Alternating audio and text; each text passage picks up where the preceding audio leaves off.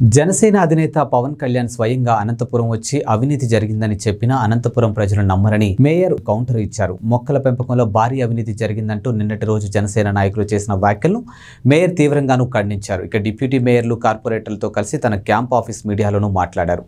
తాము నగరంలో గ్రీనరీ పెంచాలన్న ఉద్దేశంతో కొన్ని అరుదైన మొక్కలు తెచ్చామని అన్నారు. ఇందులో 5 నుంచి 6.5 అడుగులు ఉన్న వాటికి 10,000, అడుగు నుంచి 2.5 అడుగులు ఉన్న వాటికి 3 నుంచి 4,000 చొప్పున కొనుగోలు చేస్తున్నట్లు చెప్పారు. 10,000 రూపాయల మొక్కలు 136 అని, 3,400 మొక్కలని 84 వరకు నాటామని అన్నారు.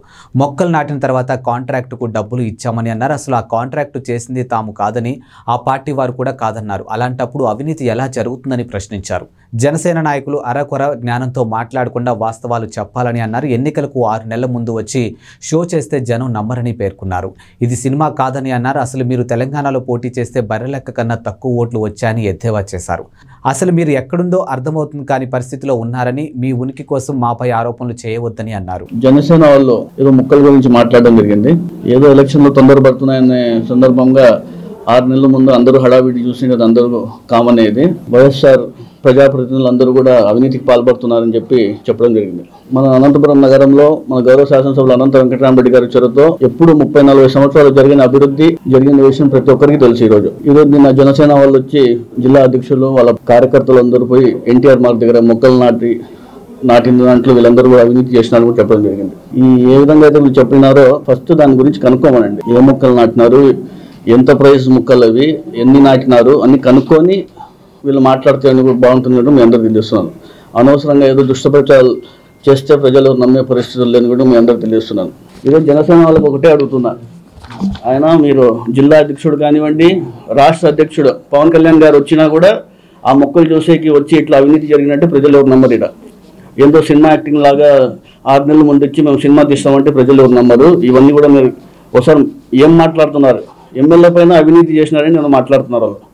ఆయన మీరు మన తెలంగాణలో ఏ విధంగా మీరు ఎన్ని స్థానాలు నిలబడినారు, మీకన్నా ఎక్కువ బర్రెలెక్కకు వచ్చినాయి ఓట్లు.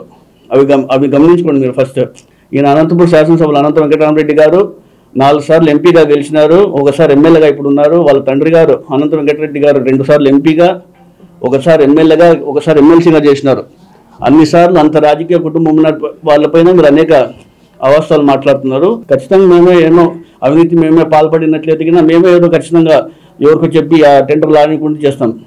మున్సిపల్ కార్పొరేషన్లో 4.5 సంవత్సరాల్లో ఎవరైనా టెండర్ వేసుకోవచ్చు. టీడీపీ వాళ్ళు కానివ్వండి, జనసేన కానివ్వండి, వైసీపీ కానీ, ఎవరికి అర్హత ఉంటే కన్నా వాటికి వస్తున్న టెండర్ వాళ్ళు చేసుకుంటూ ముందుకెళ్ళొచ్చు. అవునా, వీళ్ళు అనేక రకాలుగా ఈ విషయాలు మాట్లాడడం కూడా ఒకసారి దృష్టిలో పెట్టుకొని మాట్లాడాల్సిన అవసరం కూడా ఎంతో మీ అందరూ తెలుస్తున్నాను.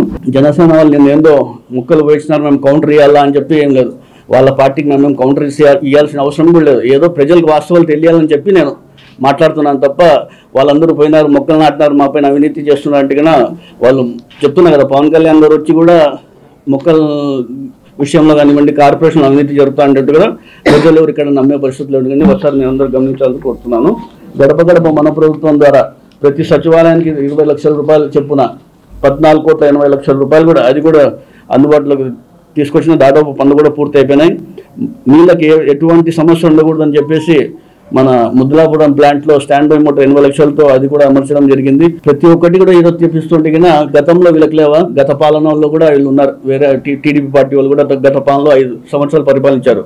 అప్పుడు జనరల్ ఫండ్స్ లేవా, 14 ఫైనాన్స్ లేవా, 15 ఫైనాన్స్ ఎందుకు అభివృద్ధి చేయలేకపోయినారు వీళ్ళందరూ కూడా groups MLA, MP, mayor, deputy మేయర్లు, కార్పొరేటర్ అందరూ ఒక గ్రూప్లో అయ్యి కూడా ఏ విధంగా నగరాన్ని నాశనం చేసినారు కూడా మీరు అందరూ కూడా గమనించాల్సిన అవసరం ఎంతైనా ఉంది.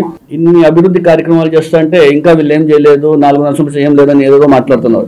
రోడ్లు ఇన్ని మెయిన్ రోడ్స్ వేస్తున్నాం, సందులు వేస్తున్నాం, ఇంటర్నల్ రోడ్స్ వేస్తున్నాం, డ్రైనేజెస్ వేస్తున్నాం, ప్రతి ఒక్క చోట వేస్తుంటే యాడో చిన్న గుంత ఉండే చోటు పోయి అక్కడ పోయి మట్టి వేసి మేము చేస్తున్నామంటే ఎవరు నమ్మే పరిస్థితుల్లో ఉన్నారు. వీళ్ళందరూ కూడా ఏం చెప్పినా కూడా నమ్మరు. ఇంకా కొత్తగా చేయబోతుండేది మేము స్మార్ట్ స్ట్రీట్ అని చెప్పి జేఎన్టీ రోడ్కి 2 కోట్ల రూపాయలతో అది కూడా మనం తొందరలో కొత్తగా తీసుకుపోతున్నాం. గత ప్రభుత్వ పాలనలో ఎవరు చేయని విధంగా హిందూ శ్మశాన వాటికకి దానికి కూడా లోపల సీసీ రోడ్స్ కానివ్వండి, అక్కడ కూడా కొంచెం చెట్లు పెంచి అక్కడ లైటింగ్ ఏర్పాటు చేయడం కూడా అది కూడా తొందరలో ఇప్పుడే 1.5 కోటి రూపాయలతో టెండర్ కూడా పిలిచడం జరిగింది. అది కూడా తొందరగా చేయబోతున్నాం. రైతు బజార్ దగ్గర ఉన్న జిమ్ని కూడా 1,40,00,000 రూపాయలతో అది కూడా తొందరలో కొత్తగా ఏర్పాటు చేయబోతున్నాం. మొన్న ఒక వారం కింద గెస్ట్ హౌస్ దగ్గరకు వెళ్ళొచ్చాం, మున్సిపల్ గెస్ట్ హౌస్. అది కూడా మొత్తం డిస్మాండిల్ చేసి దాన్ని కూడా కొత్తగా ఏర్పాటు చేయాలని కూడా చేయబోతున్నాం. ఇవన్నీ అభివృద్ధి కార్యక్రమాలు కదా. వీళ్ళకి అభివృద్ధి కనకపోవకపోతే ఊరికి ఏదో మాట్లాడితే ప్రజలు ఎవరు నమ్మరు. గత 5 సంవత్సరాలు కానివ్వండి, మేము చేస్తున్న 4.5 సంవత్సరాల్లో ప్రజల్లో చిన్న పిల్లని అడిగి కూడా చెప్తారు. వీళ్ళందరూ ఏదో ఎన్నికల దగ్గర పడుతున్న విషయంలో ఏదో మాట్లాడుతున్నారు తప్ప ఎవరు నమ్మే పరిస్థితులు లేరు. ఎవరు ఎన్ని ఏం చెప్పినా కూడా అనంతపురం నగరంలో ఎక్కడ అవినీతి జరుగుతుంది, ఎవరేం దుష్టప్రచారం చేస్తున్నారో ప్రతి ఒక్కరు తెలుసు. రాబోయే రోజుల్లో 2024లో ప్రజల్లో వీళ్ళకి బుద్ధి చెప్తారని మీ అందరూ తెలుసుకుంటూ